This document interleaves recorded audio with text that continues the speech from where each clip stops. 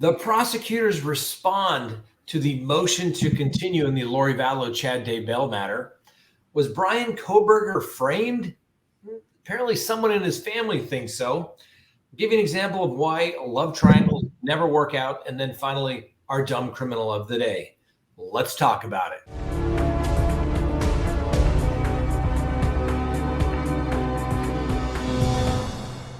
Good day, everyone. My name is Scott Reich, and this is Crime Talk. Thanks for joining us. As you can see, we are not in the Crime Talk studios. I am on the road today. And you may say, Scott, where could you possibly be? I am in Ohio. I am in Akron, Ohio. I'm here on a special project, so to speak, to see if something works out. But we still found time to do a show today. So let's get to it. You know the drill. Subscribe if you haven't, like if you do, hit the thumbs up, leave me a comment, and hit that little bell so that you receive notifications when we go live or put up new content. And remember to always support the people that support Crime Talk. Like many Americans, we got a dog during the pandemic. My quarantine dog, Miss Winnie the Bulldog. Now, Miss Winnie has grown accustomed to being around us all the time. When we were leaving the house, Winnie would have extreme anxiety, so we decided to look for natural products to help with her anxiety. We looked for the highest quality CBD treats, and we were not satisfied, and neither was Winnie. So we created a high-quality CBD product that absorbs faster and provides the required results faster. Baked in Colorado, CBD treats and beverage enhancers are made with nanotechnology. The nanotechnology makes the CBD extraction more pure, also allows for Baked in Colorado products to work faster. Baked in Colorado products can help reduce your pet's anxiety, ease joint pain, and help with your dog's skin problems. Go to our online store and see what Baked in Colorado product is best for your dog. When you order at bakedincolorado.com, enter code WINNIE and receive 15% off your first order. We have a 30-day money-back guarantee. If your dog does not experience the desired results in 30 days, return the product and we will refund your money. No questions asked. Let's go ahead and open the docket for January 16th, 2023. Let's get rolling. Well, we brought you the story last week.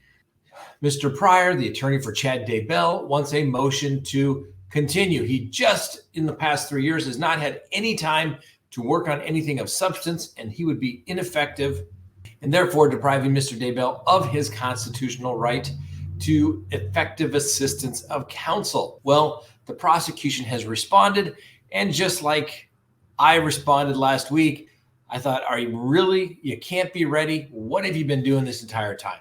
So let's take a look at what the prosecution said. They said, hey, first, Judge, I want you to consider a couple of things. That Mr. Pryor and the defendant made his initial court appearance, get this date, May 26 of 2021. The defendant was arraigned in the district court on June 9th of 2021. And then the state announced their intent to seek the death penalty going on from October 5th of 2021. The trial was originally set in November of 2021. The defendant then waived his rights to a speedy trial on August 20th of 2021, and that trial date was vacated. The government wants the court to know that says, hey, Judge, remember, we're the ones that said set this trial again in fall of 2023, but it was the defendant, Mr. Daybell, who was adamant that this matter should proceed in January of 2023. And then on September 27th of 2022, Mr. Daybell filed a motion to continue the trial set for January of 2023. The state didn't object to the motion to continue based upon the joint trial having been vacated in the defendant's case of Lori Vallow. However, the state's paramount position has consistently been that this is one case for trial with the corresponding two defendants, and to basically have an involuntary severance on the part of the prosecution would be inappropriate. The prosecution then says, hey, once again, she had her initial appearance, she being Lori Vallow, on May 26th of 2021. Due to the competency proceedings, she was not arraigned until April 19th of 2022. And then the state filed their notice to seek the death penalty in May of 2022. And Lori Vallow, as we may recall, did not waive speedy trial date, and that trial was originally set to begin in October of 2022. That date was later changed to January of 2023 to allow her trial to proceed with defendant Chad Daybell's case. And obviously, there's been yet new competency issues raised again in September of 2022 and put those proceedings on hold. So the January trial date was vacated. Now, defendant Lori Vallow has maintained she is not waiving speedy trial, and the joint trial was reset to begin on April 3rd of 2023. And then like I said, Daybell, through his attorney, Mr. Pryor, says, I just can't be prepared. And in the motion that he argues that he stated back in September of 2022 that he was simply not going to be prepared for trial. And this was inconsistent with what he's previously stated, saying that he was ready to go back in October of 2022. And they do note, like I kind of noted, that, hey, you don't have a constitutional right to a mitigation expert. Mitigation can take many, many forms. It's called interviewing family, friends, interviewing witnesses, getting school records, getting mental health records, if any exist. That is mitigation. You do not necessarily need somebody to go do that for you. It's called an investigator. Yes, there are specialists. We had a video years ago where we had a Patreon member who was a death penalty mitigation expert. Yes, that's what they do. That's what they focus on, but that's their jobs. But you don't have a constitutional right to it. So therefore, the prosecution is basically saying this matter should proceed, and we are objecting to any continuance in this particular case. The prosecution notes what I somewhat noted about Mr. Daybell is how complex could his history be? The state says it couldn't be that complex or unique as to require a unique method or protracted period of record gathering, certainly none that could not be accomplished in 8 months. The specialist has apparently been on the defense team. Prosecution also notes, hey, you didn't mention anything that you thought that you couldn't get, that you've been trying to get, that is so imperative to do that. And the prosecution says, the defendant keeps harping on this outstanding discovery issue from the state and claims that this is another reason for a continuance. However, the state has until February 23rd of 2023 to provide all discovery. Furthermore, the prosecution notes, and I agree, the remedy for an outstanding discovery issue is not necessarily a continuance, but to exclude the evidence that the prosecution has not turned over or some other remedy, but it doesn't necessarily need to be an expert or doesn't necessarily need to be a continuance as the remedy. So needless to say, it looks like the prosecution is getting ready to go to trial. But then we have another motion, which is it's a stipulated notice to the court, basically saying that there has been some consumptive testing that's going to take place. The parties filed a stipulation saying that a hair sample was recently discovered by the Idaho State Lab that may be consumed by the state lab, trying to determine if sufficient DNA is present to create a DNA profile. In the event that the DNA is available to create more than one profile, the DNA sample is going to be split between the parties for testing, and each party may have their own expert do their own choice of testing. And in the event that sufficient DNA is available for only one profile to be created, the parties agree that the state lab shall halt all further testing, and the parties will reconvene at a time to determine who should conduct any further testing. So it shows you the discovery is an ongoing process, but if the prosecution is going to do this, I get it from their motions that this was just recently discovered, that's fine. But why was not this done and discovered much, much earlier in time? This case needs to get set. I hope that Judge Boyce says full steam ahead. You've had sufficient time. And if you don't think you've had sufficient time, guess what? We'll take it up if there is a conviction after any appeals. Let's keep it simple. Prosecution finally seems like they're getting their act together and they're ready to go. So let's go do this thing. Next on the docket, was Bryan Kohberger framed? Well, apparently, and I say apparently, a family member thinks so, but they did it anonymously. So take that for what it is worth. Now, obviously, Bryan Kohberger's been charged and arrested with the death of the 4 college students there in Moscow, Idaho. Well, needless to say, there's been a lot of talk about the Bryan Kohberger case on social media and, frankly, just about everywhere indeed. So there was a post that was made that says that they are a member of Bryan Kohberger's family. It's kept anonymous, so you have to take that with a certain grain of salt indeed.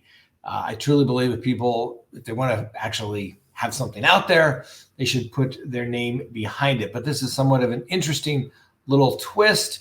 And like I said, unless you can prove it, that's the only thing that matters in a court of law, what you can prove, not what you think, not what you believe, but what you actually know.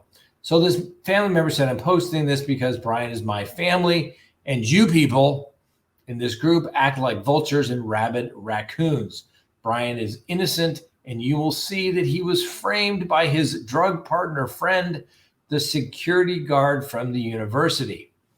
Now, the user, this poster, then claimed that Bryan was doing drugs in the parking lot, and the screenshot further reads that they were doing drugs together in the parking lot as they had done numerous times. But when security guard started acting like a peeping Tom outside the girl's window, Bryan left the security guard and drove back to his apartment. The screenshot also said the reason the phone was off is because the battery was flat and the security guard was using the car charger. Bryan put his phone on charge when he left the parking lot, and he switched it back on when he was near his apartment because that's how long it took to get a charge going. The post also notes that Bryan's knife was in the car and security guard was holding it because he had used it to chop the cocaine lines. Yes, I said cocaine because Bryan stopped heroin years back and substituted the drug with cocaine. The Facebook poster also notes that, quote, he has tried so hard to stop everything, but he's an addict and he had migraines, so the cocaine actually helps him. He had no idea security guard was going to do what he did and just wanted to teach security guard a lesson by leaving him behind. Bryan actually feels terrible that he left this maniac behind, but it's not his fault. And then the alleged Kohberger family member threatened that Kohberger and his father would sue people if they spread any rumors as per the screenshot. You people need to stop with these singing videos and funny pictures of Bryan and my dad, or we will sue you for everything you have. All of you just get a life and stop playing Facebook detectives. So I don't know. As you may recall, lots of family members in the Watts case hit to social media and responded to allegations and claims. I don't know. You take it for what it's worth, if it's worth anything at all, but we throw that out there for you to decide. Leave me a comment below. Was Kohberger framed? Security guard guy? Boy, and if that's the case, you think you'd probably want to let your defense attorneys know immediately so they could get the real killer. Let me know what you think. Next, why love triangles never work out. Meet Eric LaMountain. He shot and killed a guy by the name Gavin Wu, according to the police. And LaMountain is charged with first-degree murder by the Austin Police Department. And like I said, he's responsible allegedly for the death of Gavin Wood. It's alleged that on Tuesday, January 10th of this year, the Austin Police Department responded to a shooting. Once the officers arrived, they found Gavin Wood on the sidewalk with a gunshot wound, and Mr. Wood died at the scenes. Detectives determined LaMountain fatally shot Wood after an altercation. The defendant left the scene, but the police found him less than an hour away, according to the police. The shooting allegedly stemmed from LaMountain's disintegrating relationship with a woman. They apparently had been dating, but he discovered her with Wood in the end of December, according to the court affidavits. And then he allegedly took a location sharing app to see that the woman was at Wood's home, and she reportedly told LaMountain about the affair. Rather than just simply let her go, because let's face it, if she wanted to sleep with another guy, the relationship is over. And so the defendant then said, no, I'm not going to let you go. I'm going to go retaliate against Wood. And that's what he did. In the messages, LaMountain says, I told you what I would do if you ever cheated on me. And I still have his address. The woman asked him if he was going to kill her. And he responded, no, not you. He then sent a picture of a gun and a screenshot of a ride-sharing app to show he was headed to Wood's home. According to the police, the woman warned Wood, but the victim did not believe LaMountain to be a threat. Guess he was wrong. Now, Mr. LaMountain allegedly admitted in reports to dressing in just black and taking a ride-share service to the man's home. He allegedly pistol whipped Mr. Wood in the head, and then as the victim tried to flee, LaMountain allegedly opened fire, pulling the trigger until the gun was empty. The defendant, he considered reloading, but he chose to flee instead. There you go, ladies and gentlemen. Let him go, okay?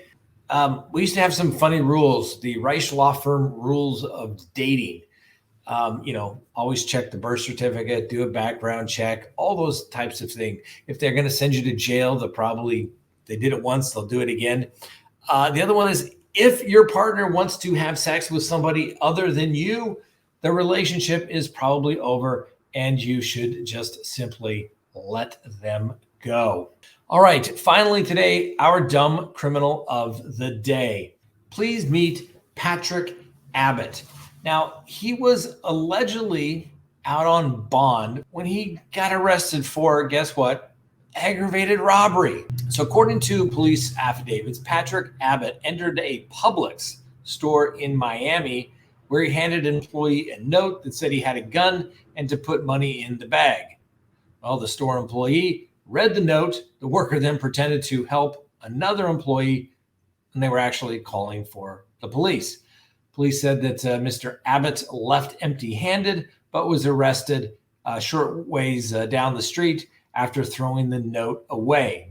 As it turned out, the gun that Mr. Abbott claimed to have had was actually a stapler. Yes, a stapler.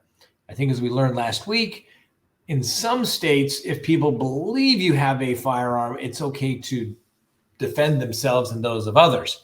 So general rule of thumb, don't take things from people. Do not simulate a weapon. Don't even put your finger into your coat pocket where somebody could think that is what it is, because you could get shot. So Mr. Abbott did not get shot, but he certainly is dumb because now he's got the child abuse charge and an aggravated robbery. Congratulations, Mr. Abbott. You made it. You're a dumb criminal of the day. That's all we have for you today here from Akron, Ohio. It's been lovely. Had a great steak dinner last night. The only thing I could possibly complain about literally was the jackhammer tearing up the sidewalk at 6:30 a.m., which I guess is not that offensive, but the mere fact that it was 4:30 a.m. my time back in Denver made it a little hard to stomach this morning, to say the least. But we got up and we went on our special mission, which I hopefully will have good news to report to you shortly. All right. Thanks for watching. Have a wonderful day, not just a great day. We'll see you next time on Crime Talk.